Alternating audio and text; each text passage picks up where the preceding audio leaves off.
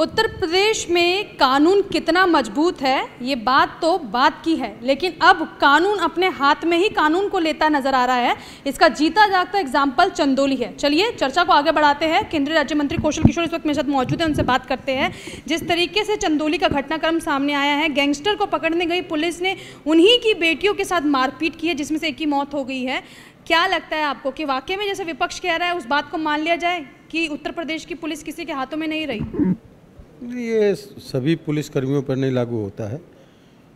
जिन लोगों ने घटना की है या जिनकी वजह से घटना हुई है वो दोषी हैं, तो हमारी सरकार, वो चाहे पुलिसकर्मी हो या कोई अपराधी हो, अगर वो आपराधिक घटना की है तो उसके खिलाफ कार्रवाई होगी और वो जेल जाएगा। लेकिन यहाँ तो उल्टा नजर आ रहा है ना कौशल जी, स्थिति को थोड़ा सा समझने की कोशिश कीजिए।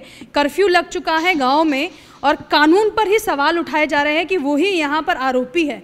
ऐसे में आपको लगता है कि गैंगस्टर से लोग डरे या फिर कानून से डरने लगे?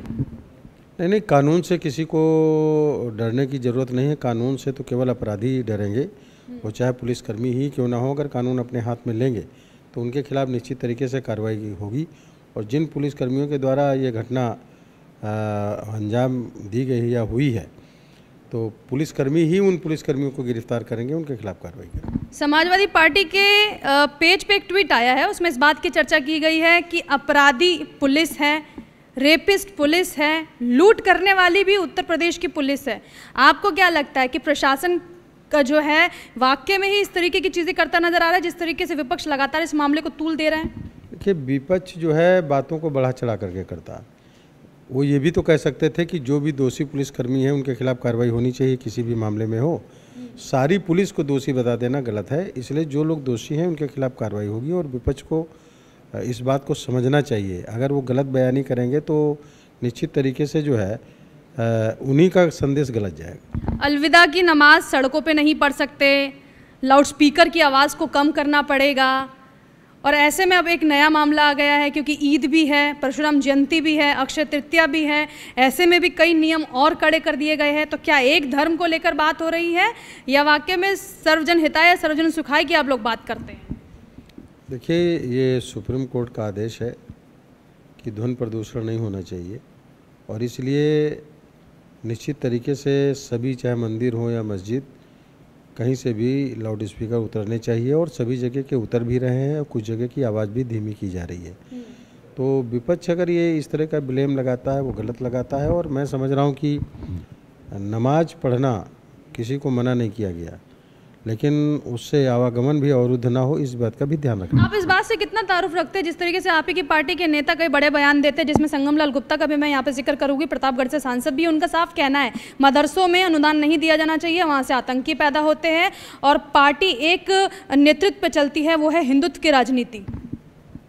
अब ये उनका व्यक्तिगत बयान है, लेकिन जहाँ कहीं भी अनुदान दिया जाता है कम से कम उसकी जांच होनी चाहिए। और पिछले बार जब इस पर जांच हुई तो तमाम फर्जी लोगों को अनुदान मिला और उस पर सरकार ने कड़ी कार्रवाई भी की। और मालूम हुआ कि जितना पैसा जाता था उससे 1/4 लोग ही उसमें रजिस्टर्ड पाए गए, स्टूडेंट्स वगैरह। तो उसको हमारी सरकार ने लागू करने का काम किया। अब अनुदान किसी को मिलना वो व्यक्तिगत किसी धर्म के आधार पर नहीं है, बल्कि ज़रूरत के आधार पर है। अब आपको क्या लगता है, राहुल गांधी भी इसी तर्ज पे जो है कई बयान दे रहे हैं, मुस्कुरा रहे हैं, आप जवाब दे दीजिए। वादों की तार कट गई है ऐसी संज्ञा देते हुए नजर आते हैं और उनका कहना है कि प्रधानमंत्री के बिजली के मुद्दे को क्या कहते हुए नजर आएंगे कि इसमें नेहरू जी की कहीं ना कहीं गलती रही थी या फिर विपक्ष की, या ये भी मानेंगे कि कहीं राज्य सरकारों का बड़ा डिफॉल्ट है? देखिए, राजीव गांधी जी को मालूम नहीं कब बोले, और राहुल गांधी, हाँ, राहुल गांधी जी को ये नहीं पता है कि कब वो क्या बोल देंगे और क्या कह देंगे। उनके जो समझ में आता है या जो कोई कुछ बता देता वो बोलते हैं। सच ये है कि उत्तर प्रदेश में इसके पहले, योगी जी की सरकार के पहले, ग्रामीण क्षेत्र में मात्र 8 घंटे बिजली रोस्टर में मिलती थी, लिखा पढ़ी में वो मिलती थी 4 घंटे। आज 18 घंटे लोगों को बिजली मिल रही है। शहरी क्षेत्र में 24 घंटे और तहसील स्तर पे 20 घंटे का रोस्टर है। अभी बिजली की कुछ किल्लत आई है ज़रूर, इसलिए कि जो है गर्मी भी बढ़ी है और उसकी खपत भी बढ़ी है। और जल्दी ही ये संकट ख़त्म हो जाएगा। जो वादा किया गया वो उसको निश्चित तरीके से हमारी सरकार पूरा करेगी। और किसानों को जो सिंचाई है वो मुफ्त में, और किसानों के जो ट्यूबवेल लगे हैं उनके नलकूप में जो बिजली जाएगी वो मुफ्त में। अब उसमें मीटर की भी ज़रूरत नहीं है, और जो कनेक्शन लेंगे उनको कनेक्शन मिलेगा और उनको मुफ्त में किसानों को नलकूप के निजी नलकूपों में मुफ्त में बिजली देने का काम हमारी सरकार कर रही है निश्चित तरीके से। चलिए, आपकी बातों से अखिलेश यादव कहीं भी तारुफ रखते हुए नजर नहीं आ रहे, इसीलिए आप कह रहे हैं कि वादा किया है निभा तो रहे हैं। अब सवाल यहाँ पर मेरा ये खड़ा होता है आप लोगों से कि राज ठाकरे आजकल योगी जी के बड़े गुणगान गाने लगे हैं।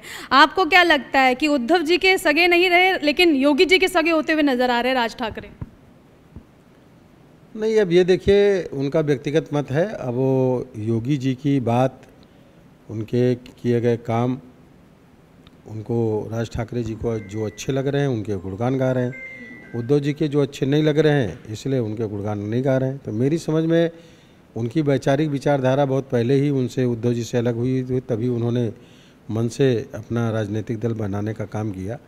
तो आज उनको लग रहा होगा कि योगी जी जिस रास्ते पे चल रहे हैं वो रास्ता ठीक है, इसलिए उनको अपनाने का। भाजपा में आने की तैयारी नजर आ रही है क्योंकि महाराष्ट्र में बाला साहेब ठाकरे की जहां जहां फोटो लगी है वो रंग जो है भगवा में ही है। अभी इस संबंध में तो वही बता सकते हैं कि अयोध्या आ रहे हैं। अयोध्या तो खुली छूट है, चाहे कोई आए चाहे कोई जाए, वहाँ पर किसी को रोक नहीं है। क्या लग रहा है हिंदुत्व की राजनीति, राष्ट्रवाद का नारा महाराष्ट्र में भी जरूरत है? यही वजह है कि भाई से नदारत है लेकिन आपकी पार्टी में समर्थित नजर आ रहे हैं।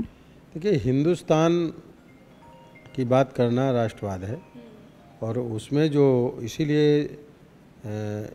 ये बात कही है आरएसएस ने कि जो हिंदुस्तान में रहता है वो हिंदू है और इसलिए जो है उसको विशेष रूप से अलग से नहीं देखना चाहिए और जिसकी भी आस्था हिंदुस्तान में है वो सभी लोगों को हिंदू माना जाता है। तो चलिए, आस्था के गुणगान जिस तरीके से भाजपा गाती है इसी तर्ज पर अब राज ठाकरे भी नजर आ रहे हैं। यही वजह है कि अब महाराष्ट्र से अयोध्या के दौरे पर वो उत्तर प्रदेश आ रहे हैं। कैमरा पर्सन रोहन के साथ मैं भावना, R9 न्यूज़ दिल्ली।